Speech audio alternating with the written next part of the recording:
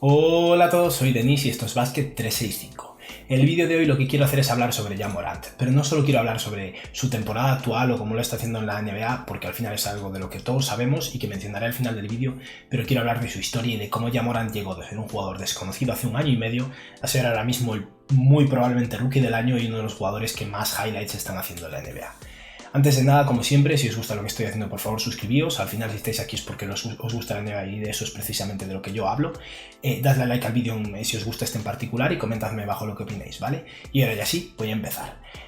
Ja Morant, como todos sabéis, es el jugador que fue seleccionado con el pick número 2 de este draft, pero es un jugador que tiene una historia bastante de trabajo duro y de ser un jugador desconocido y que ha superado adversidades durante toda su vida, ¿vale? El padre de Ja Morant es una persona que también jugó al baloncesto, de hecho fue compañero de high school de Ray Allen, pero evidentemente no llegó al nivel de Ray Allen. Jugó baloncesto en el extranjero, nunca llegó a la NBA ni nada así, pero cuando tuvo a Ja Morant decidió asentarse, volvió a Estados Unidos y de hecho abrió una barbería y básicamente hasta ahora trabajaba como barbero. No sé ahora si seguirá trabajando o no, dado que su hijo ha ganado algo de dinero ya, pero su padre convirtió en su proyecto personal convertir a su hijo en el mejor jugador de baloncesto que podría conseguir. Evidentemente esto es trabajo de dos. Si Ja Morant no tuviera la ética de trabajo y no estuviera dispuesto a trabajar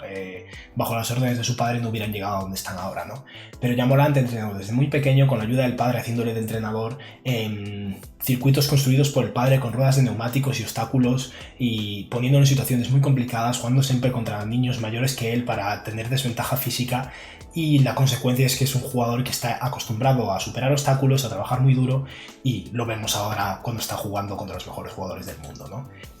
Ja Morant compartió equipo durante un año en el instituto con Zion Williamson, cosa bastante sorprendente y curiosa, dado que al final son los jugadores que fueron seleccionados con los números 1 y 2 del draft de este último año. Evidentemente en aquel momento Zion ya era conocido, Ja Morant no era nadie como lo era hasta hace un año y medio,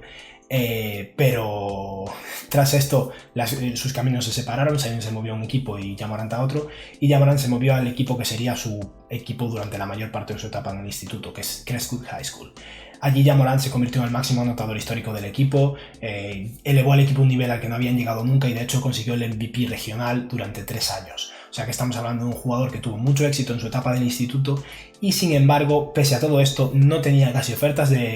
para los equipos de la universidad y de hecho, como estaréis viendo ahora, en el ranking de ESPN, como bien sabéis, a los americanos les encanta rankear todo con niños desde muy pequeños, y los rankings de ESPN no estaban en el top 100, no sale ni mencionado, solo está su nombre con la altura y poco más, por lo que consideraban que había muchísimos jugadores por encima de él y no le prestaron atención. Como consecuencia, en el baloncesto universitario no tenía casi ofertas, solo 3 equipos le habían ofrecido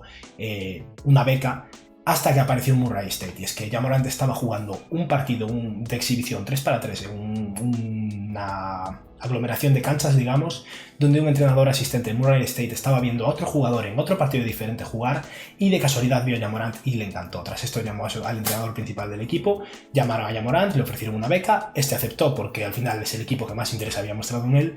y todo cambió para Ja Morant, porque estamos hablando de un jugador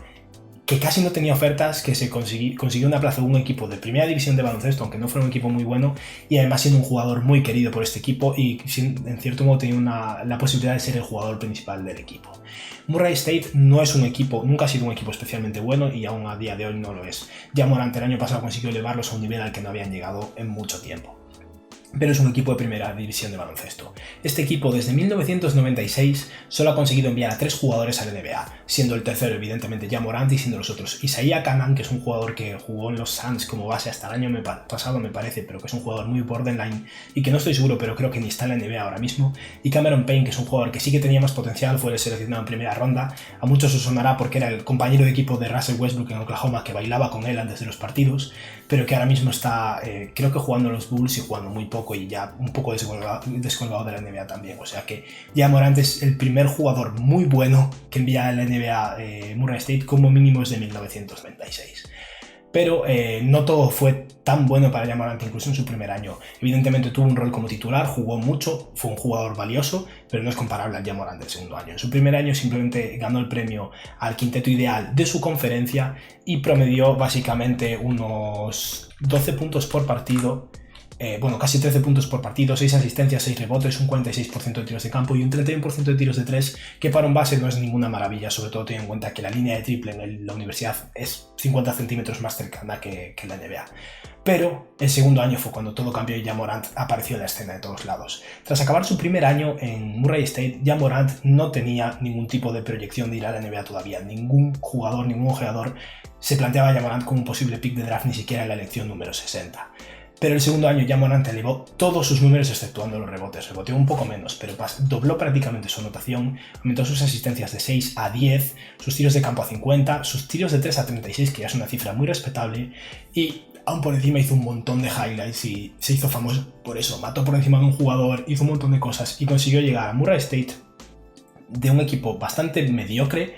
a March Madness, a jugar y de hecho ganar el primer partido de March Madness y competir con los mejores. Y al final es verdad que Murray State es un equipo que juega una división débil y como consecuencia mucha gente cuestionaba que Ja Morant estuviera haciendo esto porque estaba jugando en una zona contra jugadores mediocres, pero tras llegar a March Madness y demostrar realmente lo que puede hacer ahí, como que se reafianzó la calidad de Ja Morant. Ese año Ja Morant ganó el premio al quinteto ideal de baloncesto universitario a nivel nacional, no como en la ocasión anterior donde simplemente había ganado el premio a la conferencia, y tras esto su stock elevó y pasó de desconocido, un jugador posiblemente no listo para ser drafteado, a ser el número 2 del draft de la NBA. Y ahí es donde todo empezó, porque además no solo es que llegara a ser el número 2 del draft en la NBA, en aquel momento todavía se cuestionaban cosas sobre él y las ha vuelto a superar. Estamos hablando de un jugador que, como todos sabéis, viendo su físico, es un jugador muy delgado y, como estaréis viendo ahora, es un jugador de 1,90 m, que es más o menos una cosa entre Russell Westbrook y Kyrie Irving. O sea, mide 1,90 m, pero fijaos en el peso. Pesa 79 kilos. Kyrie Irving, que es un jugador al que se ve pequeñito y bastante menudo, pesa 88 kilos. O sea que hay una diferencia de peso muy considerable y es algo que también era una crítica para Ja Morant, que una vez llegara a la NBA, el baloncesto físico, esos jugadores mucho más grandes que él iban a comérselo. Y ya veis que no, casi mata por encima de Kevin Love. Estamos hablando de un jugador que tal vez todavía no esté preparado para el contacto físico, sobre todo en tierra, pero es que parece que es una persona que está más hecha para estar en el aire. Es un jugador que vuela, mata por encima de cualquiera si le da la oportunidad, tiene mucho margen de maniobra en el aire porque aguanta tanto tiempo ahí que incluso es capaz de rectificar bien y que como consecuencia está haciendo muy bien en la NBA ya y que va a ganar peso y fuerza con el tiempo.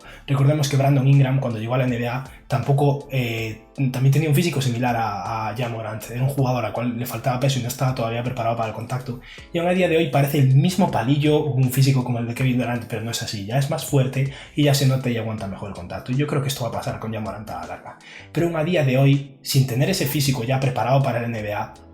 estamos hablando de un jugador que en 30 minutos de juego promedia 18 puntos por partido, 7 asistencias, un 49% de tiros de campo y un 40% desde 3, siendo un jugador del cual se criticaba su tiro. Es un jugador que es el futuro de la NBA en muchos casos y sobre todo el futuro de Memphis. Memphis lo tiene bajo contrato como novato hasta 2024 y tras eso va a ser un agente libre restringido. O sea que podemos considerar que Memphis va a tener potencialmente a Ja Morant hasta 2028 o 2029. O sea que toda esta década va a incluir a Ja Morant, posiblemente Jaren Jackson Jr., este núcleo joven que tienen ahora mismo, lo cual es maravilloso para un equipo como Memphis que estaba empezando una reconstrucción y parece que ya han acabado. Sus números como novato son superiores a cualquiera. Está liderando ahora mismo la NBA en anotación y en asistencias, entre los novatos evidentemente, y de hecho en asistencias prácticamente dobla el segundo. Kendrick Nunn lleva 3,6 asistencias por partido y es el segundo en la NBA, Ja Morant promedia 7. Es verdad que también lidera la NBA en pérdidas, lo cual no es positivo, pero es normal que siendo el base titular de un equipo joven pierda tantos balones, pero es algo que mejorará con el tiempo, así que no me preocupa. Parece bastante evidente a estas alturas que Ja Morant va a ser el novato del año y no creo que se vaya a quedar ahí. Evidentemente este año a nivel individual, en comparación con toda la NBA, no se va a llevar ningún tipo de título o premio, es demasiado pronto, pero tiene un futuro muy prometedor, sobre todo teniendo en cuenta el pasado del que viene, la ética de trabajo que tiene y que ha demostrado a lo largo de su vida, el nivel al que ha llegado ya el NBA y cómo está elevando o por lo menos manteniendo su nivel a lo largo de toda una temporada, que son muchos partidos, es una liga muy física, al final es agotador, sobre todo para los jugadores jóvenes que llevan poco tiempo en la NBA y no están acostumbrados a jugar 82 partidos, está rindiendo muy bien en ese aspecto, está generando buena sinergia con sus compañeros, sobre todo los fundamentales que son Brandon Clark, Jaren Jackson Jr. y Dillon Brooks, y en general es eso, creo que el futuro es prometedor para Memphis y en general para todos los fans de la NBA que estamos viendo como un jugador que va a ser una máquina de hacer mates y de hacer highlights. Tiene solo 20 años, queda mucho por delante de su carrera y creo que lo vamos a disfrutar mucho. Y bueno, esto ha sido todo por hoy, espero que os haya gustado el vídeo, quería hablar un poquillo de cómo ha sido toda la trayectoria de Ja Morant hasta llegar hasta aquí y que tengáis un buen día. Adiós.